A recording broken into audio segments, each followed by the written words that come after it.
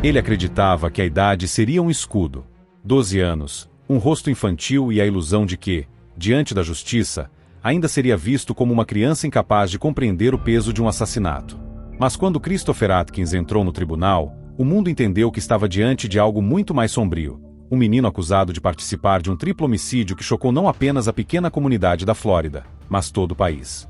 Essa é a história de um garoto que cruzou a linha da inocência para o abismo da violência, um enredo marcado por traições, manipulação e uma sentença que esmagou qualquer esperança de impunidade. Christopher não estava sozinho. Ao lado dele, 2 adolescentes mais velhos, Robert Robinson, de 17 anos, e Taj Brutin, de 16, já conhecidos por pequenos crimes, formavam um trio que parecia caminhar rumo ao desastre. Eles se misturavam a um grupo envolvido em roubos de carros e assaltos que chamavam de leaks, uma gíria que, para eles, parecia quase um jogo. Mas em março de 2023, essa brincadeira se transformaria em algo irreversível. Os registros da investigação mostram que Robinson já carregava um histórico de furtos e que Brutin, apontado como mente articuladora, tinha uma presença dominante, quase intimidadora. Atkins, descrito como quieto, era o mais impressionável. Mas mesmo a fragilidade não apaga a gravidade do que viria a acontecer. Na noite de 30 de março, os 3 saíram juntos com outros amigos. Laia Silvernell, de 16 anos, uma jovem atleta promissora no softball, Michael Odo Jr., de 17, e Camille Quarrel, também de 16. O que parecia apenas mais um encontro entre adolescentes se converteu em uma sequência de horrores. Laia foi encontrada agonizando perto de um container de lixo, baleada na cabeça. Morreu pouco depois no hospital. Michael apareceu no dia seguinte, caído à beira da estrada, igualmente executado com um tiro na cabeça. Camille só seria localizada no dia 1º de abril, dentro do porta-malas do carro de Laia, que havia sido afundado em um lago. O choque para a cidade foi imediato. Não era apenas a perda de 3 adolescentes, mas a brutalidade da forma como foram descartados. As autoridades rapidamente perceberam que não se tratava de uma vingança de gangues ou de algum acerto de contas entre grupos armados. As provas apontavam para algo ainda mais perturbador. Os próprios amigos das vítimas haviam se transformado em carrascos. O xerife Billy Woods, à frente das investigações, relatou como o caso se desenrolou. Foram mais de 200 denúncias, registros de chamadas telefônicas e provas forenses que encadearam os fatos até chegarem ao trio responsável. A arma usada nos disparos, um revólver roubado, foi o elo que ligou cada ponto. Quando Christopher Atkins foi interrogado, a sua versão acendeu um debate que ecoa até hoje. Ele alegou ter sido forçado a atirar em uma das vítimas, ameaçado por Taj Brutin de que, caso não obedecesse, sua própria família seria morta. Essa afirmação não apenas criou divisões entre investigadores, advogados e a opinião pública, como também lançou a pergunta central: Christopher era uma criança acuada, usada como instrumento de manipulação por adolescentes mais velhos, ou um assassino frio que buscava se proteger atrás da própria idade? Ele disse aos detetives que Brutin usava máscara, que a pressão era constante, e que recusá-lo poderia significar o mesmo destino trágico dos amigos. Mas os fatos não eram tão simples. O envolvimento dele em esconder corpos e em permanecer ao lado do grupo após as execuções colocava em dúvida até onde ia a coerção e onde começava a cumplicidade. Enquanto a mídia nacional se concentrava na idade do acusado, a comunidade local tentava lidar com o peso da perda. A escola de Laia organizou vigílias em memória da jovem atleta, lembrada por sua dedicação e pelo futuro promissor que jamais se concretizaria.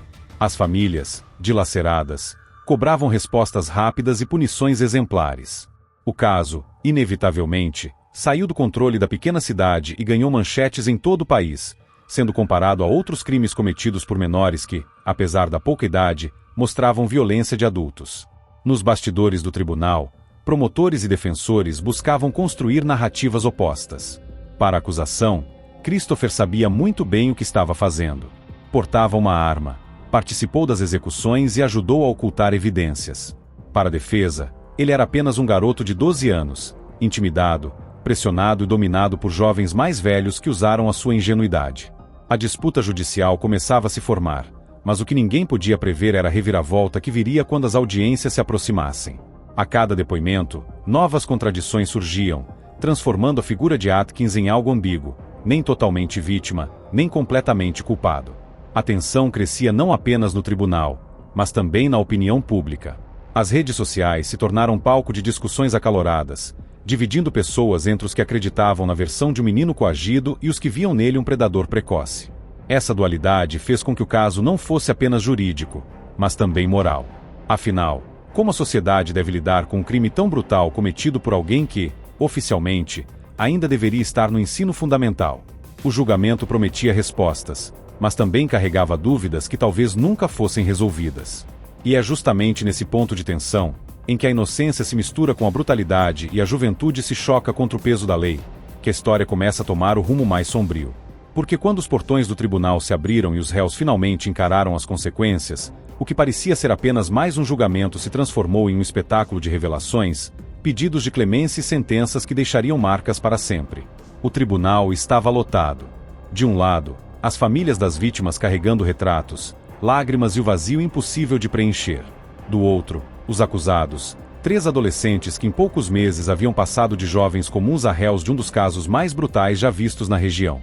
No centro, Christopher Atkins, o menino de 12 anos que acreditava ser pequeno demais para enfrentar a fúria da justiça. Mas não havia mais como fugir. Era a hora em que cada palavra, cada gesto e cada silêncio seria pesado diante da lei. Quando Christopher subiu ao banco, a expectativa tomou conta da sala. O promotor descreveu com frieza o que considerava uma execução planejada. 3 vidas tiradas de forma cruel, sem hesitação. A defesa insistia na imagem de um garoto vulnerável, manipulado por Taj Brutin, o adolescente apontado como mentor intelectual do crime. Entre esses 2 extremos, a verdade parecia se perder em um território cinzento. As famílias olhavam fixamente para ele, esperando uma confissão, um pedido de perdão ou qualquer sinal de arrependimento real.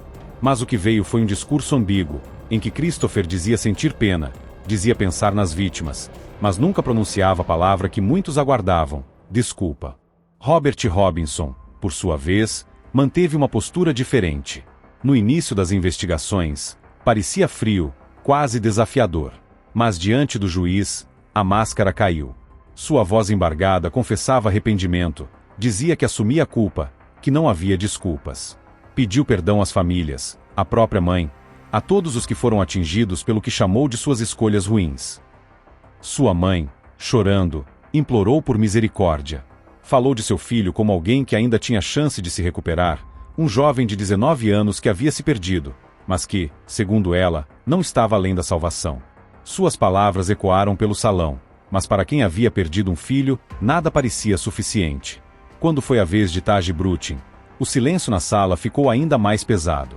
Aquele que a promotoria descrevia como articulador manteve-se em silêncio durante grande parte das audiências. Sua tia, em um gesto desesperado, pediu ao juiz que enxergasse nele não apenas um criminoso, mas um ser humano. Porém, a imagem que ficou foi a de um jovem que havia arquitetado, pressionado e decidido sem hesitar o destino de 3 amigos. A acusação reforçou esse papel, destacando que Brutin não apenas estava envolvido, mas comandava cada passo, do roubo ao disparo, da ameaça ao encobrimento. As famílias das vítimas, ao contrário, não falaram de números de processo nem de tecnicalidades jurídicas. Elas falaram da dor de perder um filho. O pai de Michael Odo Jr. declarou que qualquer sentença que não fosse a prisão perpétua seria um insulto. A avó de Laia, em lágrimas, disse ter sido roubada dos momentos mais simples e mais importantes: ver a neta se formar, se casar, realizar seus sonhos. Essas declarações não eram apenas desabafos, eram golpes emocionais que mostravam ao tribunal que, além de números, ali estavam vidas que jamais voltariam. A atmosfera de tensão atingiu o auge quando o juiz iniciou a leitura das sentenças. Taj Brutin foi condenado a 3 penas de prisão perpétua, uma para cada vítima, sem chance de liberdade. O impacto foi imediato, um peso que caiu sobre a sala e deixou claro que não havia mais retorno para ele. Robert Robinson, o cúmplice direto, recebeu também prisão perpétua, mas com possibilidade de revisão após 25 anos. Seu pedido de perdão não foi suficiente para diminuir o peso da decisão. E então veio o momento mais esperado, o veredito para Christopher Atkins. Muitos acreditavam que a juventude poderia lhe render um tratamento diferente. Mas o juiz foi categórico. A brutalidade dos crimes, a participação ativa e a frieza nos desdobramentos não poderiam ser ignoradas. Aos 14 anos, já com 2 anos de prisão preventiva, Christopher recebeu uma sentença de 40 anos, com revisão após 25.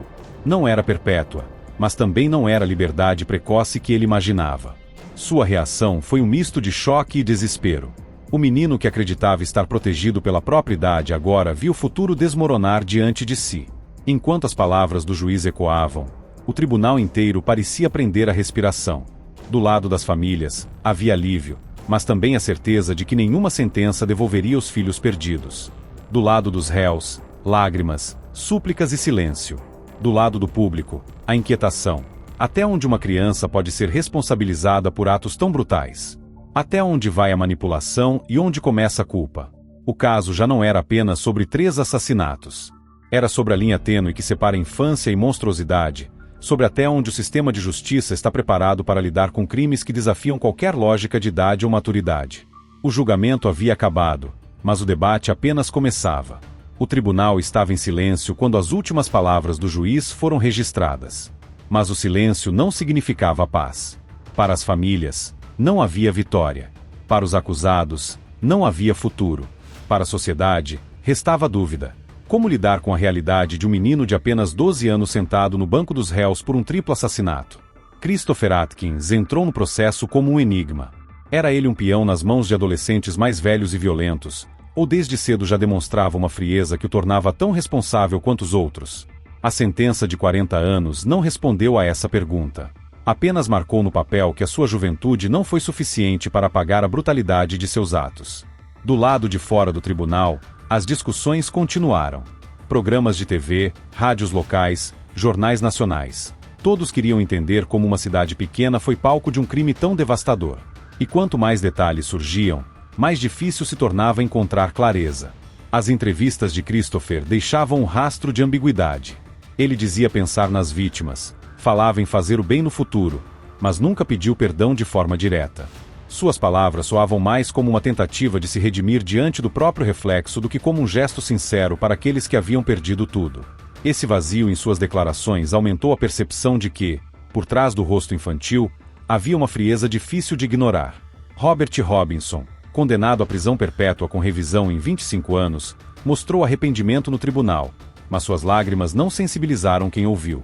Muitos se perguntavam, se realmente sentia remorso, por que não o demonstrou antes, quando ainda havia tempo de impedir a tragédia? Taj Brutin, condenado a 3 penas de prisão perpétua, saiu sem pronunciar quase nada. Seu silêncio reforçou a imagem de um manipulador calculista, alguém que carregava consigo a responsabilidade maior pelo que aconteceu. E mesmo assim, a presença de Christopher continuava a ser o ponto mais perturbador, não apenas pelo crime, mas pela idade com que participou dele. As famílias, em suas declarações finais, mostraram o impacto devastador do que viveram. A avó de Laia falava sobre diplomas nunca recebidos, sobre festas de casamento que jamais aconteceriam, sobre netos que não viriam. O pai de Michael dizia que nenhuma sentença poderia equilibrar a balança do que foi perdido. Camille, a mais silenciosa das 3 vítimas nas narrativas públicas, se tornava símbolo da crueldade extrema, encontrada em um porta-malas, descartada como se não fosse nada. Esses depoimentos deixaram claro que, mesmo com réus condenados, a ferida da comunidade jamais cicatrizaria.